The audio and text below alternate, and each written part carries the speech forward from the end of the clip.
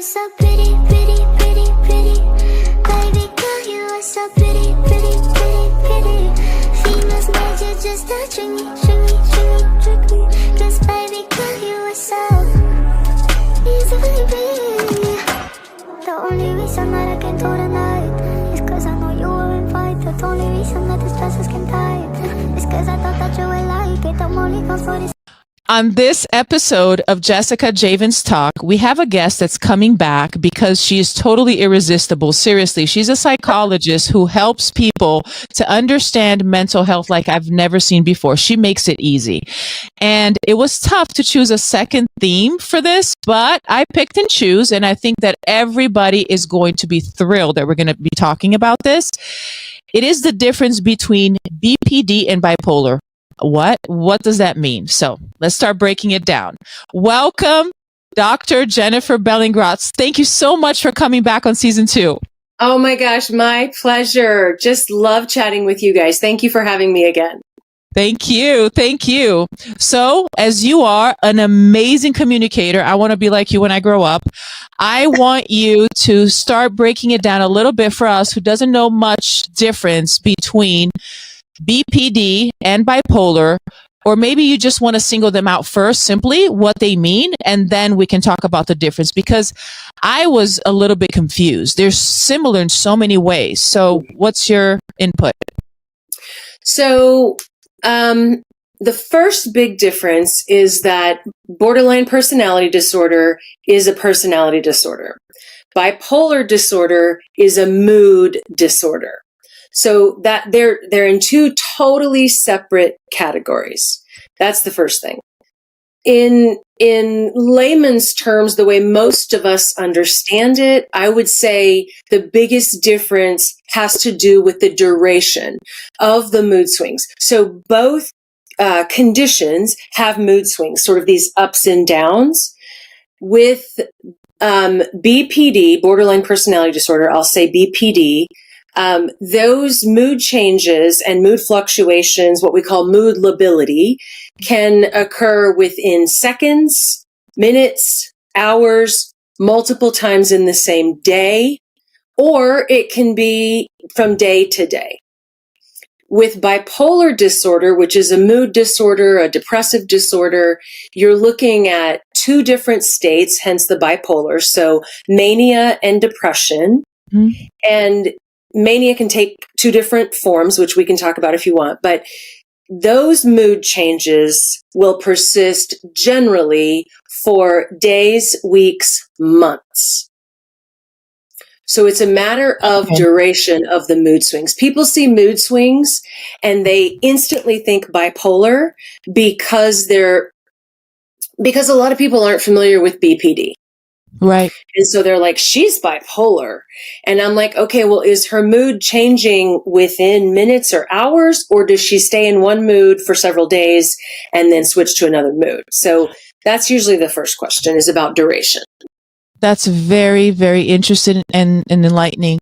Now, I would like to back up just a little bit to find out, where do these come from?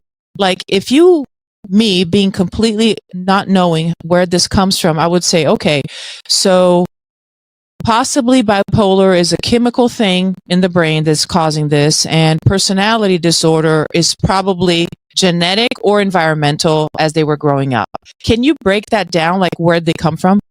That's the gist of it. I mean, you pretty much nailed it. So in my TikTok videos, I talk about 4 causes of BPD. And it can be genetics. It can be environment. Some people believe in chemical alterations, brain damage. I mean, there's a number of things. Generally speaking, I see BPD, the personality disorder, coming from the environment. So the second most common cause I would say that I see is genetics. So just like we can inherit eye color, hair color, skin tone, we can also inherit our personality, the way we see information and process information. So I speak of personality disorders as information processing disorders. And we can go into that later, maybe a separate discussion, but that's the difference, is the bipolar, the way we understand it is that there's more of a chemical imbalance that's triggered that changes the mood. Now, there are some people coming out arguing it is not a chemical imbalance, blah, blah, blah. There's something going on in the brain.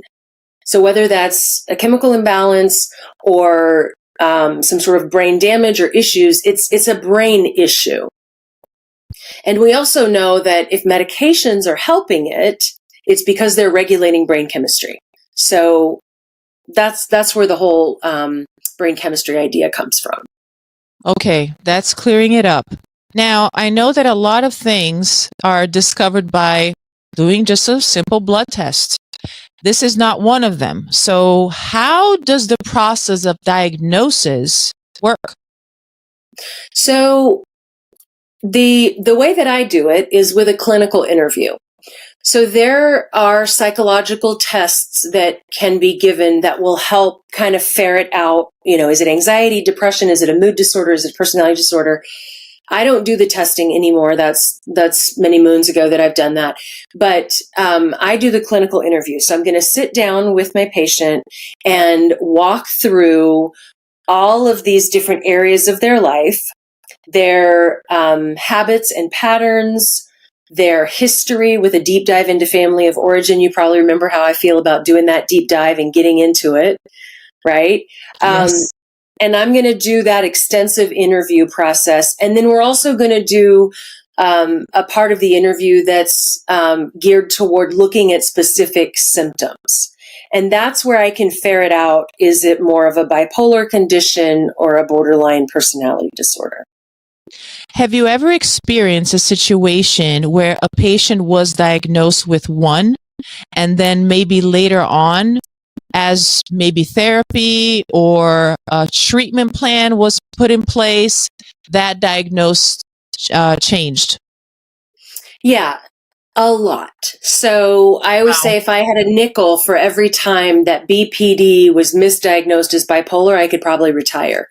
And a lot of it is just they get these diagnoses from people either who are unaware of personality disorders, in depth, or they get it, or the provider is afraid to tell them that they have a personality disorder because they see it as a life sentence, which it absolutely is not. Oh my goodness, really? Yeah. That happens? Yeah, a lot of providers are scared of BPD. And it's my specialty. I love it. They are some of my favorite people. So it's all a matter of perspective, but they feel overwhelmed, or they don't want to be the bearer of bad news, et cetera, et cetera. So I think that happens. I think a lot of times they come with a diagnosis from a psychiatrist. So psychiatrist does meds, psychologists do therapy, and the psychiatrist, outside of the initial intake appointment, which should be longer, the follow-up appointments are 15 to 20 minutes, whereas I'm spending 45 to 55 minutes with someone. And so I get more of a detailed history on them and can really dig into patterns and family of origin and all of that to help make a more informed diagnosis. So some people are ignorant, some people are afraid. And then sometimes they don't ask the right questions to get the patient to articulate what they really need to know. I was just So talking a lot about of reasons that asking the right questions. Absolutely. That's crucial. What would you say is the impact in our society of misdiagnosis? Oh gosh, that's sad to think about. I know. I was just wondering your perspective, because I know, different countries, different areas of the country or whatever in the world that might be completely different. I know that we have a lot of access to this type of medical treatment in this country, but it's not the case everywhere else. So in your perspective alone, what would you say as of today? Because this is also constantly changing, right? Yeah, so I would say the most devastating impact is the impact on the person who is struggling and the emotional upheaval that they're going through when, let's say, somebody diagnoses them with bipolar disorder, they render a treatment plan and they don't get better. And then because they're barking up the wrong tree because this person actually has BPD. And so then they feel hopeless, they feel helpless, they feel very dismayed, they want to give up, they feel worthless, they feel like, they're a bad person, whatever, all these thoughts and feelings that it generates. I'd say that's a big impact. I'd say there's also a financial impact because, again, if we're not helping this person in the right ways, then they are maybe it's interfering with their ability to go to work and make a living, or it's increasing their medical bills because they're engaging in these impulsive behaviors and the treatment plan isn't helping that. And so then they end up in the hospital or whatever. So there's a financial impact as well. I would say it could be potentially pretty extensive. Yeah. It is a very big concern. Now, for somebody who feels like they're not where they need to be in life, they feel like there's something wrong because they have constant struggles, right? I think that's one of the things that maybe makes somebody want to look for somebody, a mental health medical doctor, is when they start feeling that I should be happy a little more than I'm sad, or something like that.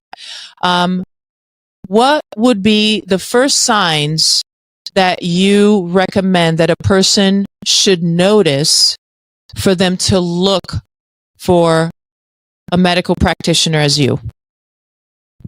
So in order to make any mental health diagnosis, a person doesn't just need to have symptoms. They need to have symptoms that interfere with their ability to function in one or more ways. So interpersonally, socially, occupationally, some sort of impact. There has to be an impact. So if you find that you're having a hard time in relationships, or you've had a lot of failed relationships, or you're having a hard time getting out of bed, you're having a hard time going to work, or your performance at work is suffering, that's an indication that you probably could benefit from some help. Now, that being said, of course, I'm a little biased, but I think everyone can benefit from help. No one's perfect. No one has it all figured out. Right? Even stellar, ridiculously paid athletes have coaches. So for us to think that we can just go through this world on a planet of over 8 billion people and we don't ever need to talk to anybody, I find that silly.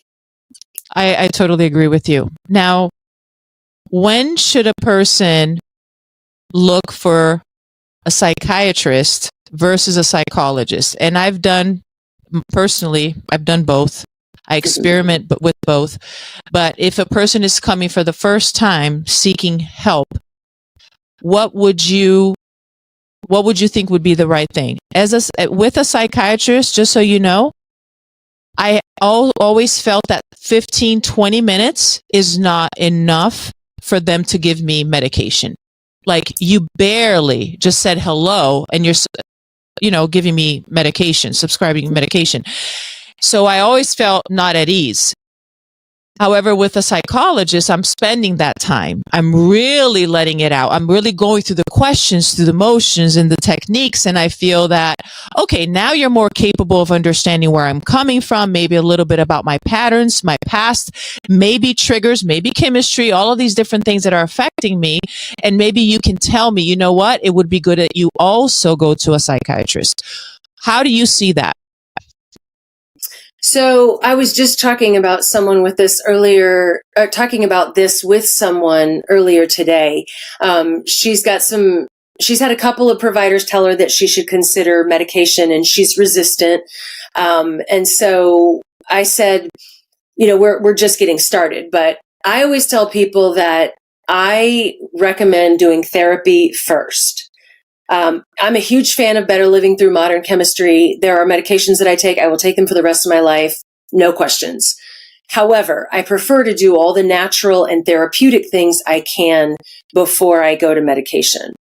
So, I want people to really dig into their present functioning and their history and try to make some things make sense. If they end up with still, no matter what, they have these persistent symptoms every day and it's interfering with their ability to work or play or love, then we really strongly consider medication. And the thing about it is that, just because you go in for an evaluation for medication doesn't mean you're leaving there with a prescription. And just because you get a prescription doesn't mean you ever have to take it. Like, that's a very personal decision, right? So it's knowledge is potential power. So we want to get all the knowledge and all the data points we can to make an informed decision. I think you nailed it right there. Knowledge is power. So the more knowledge you have, the better it is. I love that. So thank you for that insight. Yeah. Now, I'm thinking about teenagers and kids right now in my mind. I have 4 teenagers. Oh my gosh. 2 boys and 2 girls. So my heart goes out to all mothers in the world who might be watching this, and also thinking, like, when should you start caring for your child in that manner? And let me tell you why. When they were preteens, I'm thinking, I don't want anybody to manipulate their minds. I need to let them grow. This is one of the things that I thought. As they are in their mid-late teens, maybe that's when they should do therapy. Maybe that's going to help them. But then I'm thinking, maybe not. Maybe it depends on which person that you actually have treating your child. What is your perspective and experience? I know you have over 2 decades of experience. You've written so many articles, books. You're out there in every social media platform. You're making a huge move, which I appreciate. And one of the best things that I've ever seen and read that I love and I tell everybody is one of your latest books, which is Fix Your Freaking Marriage, which I love. So now I'm coming to you and asking you about the kids. Yeah. So thank you for your kind words. You're so sweet. So I, again, biased psychologist, I started talking to our kids about their mental and emotional health from day one, as soon as they were verbal, and could, talk about what's going on. So I don't work with kids really anymore, but back when I did, what I found was a lot of kids struggled to articulate what emotion they're dealing with. And so I had these charts and color sheets and magnets, and they could pick a face that expressed how they were feeling. So that's one thing you can do, is just expose your children to these tools to help them evaluate what's going on. The other thing you can do is help them put a name to it. So if you see your kid is really angry because you took their toy away because it's time for dinner, or, whatever, you give a voice to it. So I can see that you're super upset right now, and I get it. You connect with them. I get it. I would be upset too. I know you were having so much fun. We have to take a break though, because we're going to eat dinner, and then it's time for bath and bed and all the things. So why don't we put your toy over here, and then it'll be ready for you tomorrow when you get home from school or whatever. So just helping them label and saying and normalizing their reaction. It makes sense that you're upset right now. I'm not going to shame you for it. I'm not going to tell you don't cry. There's nothing to cry about. Like that's not helpful. Yeah. And then one strategy that I really love, and I do this with adults too, is because emotions can be overwhelming for anyone, right? So I tell them, if you're having a hard time figuring out what's going on for you, choose from these 4 things: mad, sad, glad, afraid. Mad, sad, glad, afraid. Just start there. And pick one of the 4, and then recognize that if it's mad, that's a secondary emotion, and you need to figure out what lies beneath it. And then that's a whole other sort of discussion. Wow. Yeah. Mad, sad, glad, afraid. Very powerful. I feel like that really helps the person to understand where it's coming from and their why, and not just that moment, because sometimes we're just going with the emotions. We're not thinking about them. We don't realize where they started. We don't know where they're coming from. They're just coming, and we're dealing with them with who knows how. Mm-hmm. And of course, having teenagers, obviously, I experiment and I see that happening a lot of times. And it's not easy, especially when you're thinking about now they're trying to become adults, but at the same time, they're still children, and their brain is still being developed. but at the same time, they're testing their boundaries in a new way now because they're having to be adults and make decisions. So they put their environment, the people close to them, to the test. And they're at the same time having this emotional roller coaster going on, right? Mm-hmm. So for me, for instance, how can I, as a parent, know what is normal for a teenager to experience and when should they actually get therapy? Although I agree with you, everybody would benefit from it. I agree. Yeah, but sometimes, depending on the situation, circumstances somebody is right now, maybe you're between jobs and you don't have health insurance, let's say. Okay. That's just one hypothesis. So we cannot do therapy for this year until I get a new job and I go through the 90 days, time frame until I have coverage. What could help parents during that time? And now, of course, you gave me very beautiful, clear examples of how to deal with a child. Now, I can't use that as with a teenager. So with a teenager, what would you suggest for a parent? I know this is a packed question. It's a lot. And I'm just telling you, I have 4, like a multiplication, but what could you tell somebody who has teenagers like this, how to deal with all of that situation and how to get the help that they need? And again, especially after the pandemic, doctor, it's the mental health with the kids. Everything has shifted and just changed drastically. Mm-hmm. I would never allow my kids to be on electronics until pandemic. After that, I couldn't control it anymore. I only engaged with them with physical things, mental things, always. I was a very conscious parent. But after the pandemic came, they had to be homeschooled now. They were on their laptop all the time. And now they need a phone because they need to talk to their teacher. And I had to still work, So I can't control everything. And having 4, how I'm going to monitor 4 computers, cameras all over the house, and 4, it's a lot. So what is your suggestion? Well, so the first part of the question about, when should we get them help or when do you recommend or whatnot, I think that's really a question for them. So if they're coming to you and you see that they're struggling, they have to tell you. If they're not telling you and you're not reading them and gleaning that, then, there's not much you can do. You do the best you can at the time with what you have. So I think the best thing to do is to just ask them. Like, if you can see they're struggling, hey, can we talk about this? Do you want to talk about this? Hey, why don't we go get a coffee or an ice cream, or let's go grab lunch, just you and me, and we'll talk about this. If they don't want to talk to you, which is not uncommon for teenagers, especially boys, when it's mom or dad a lot of times, but boys, women speak a lot more words than men. So boys are a little harder to get information out of. But you can just ask, like, if you don't want to talk to me, would you like to talk to somebody else? Would it be helpful? If they don't want to do that, you can recommend resources. You can ask them if they want to journal. You can send them links for books or go take them to the library if they're willing to go, or order them some books that you think are helpful, get recommendations online.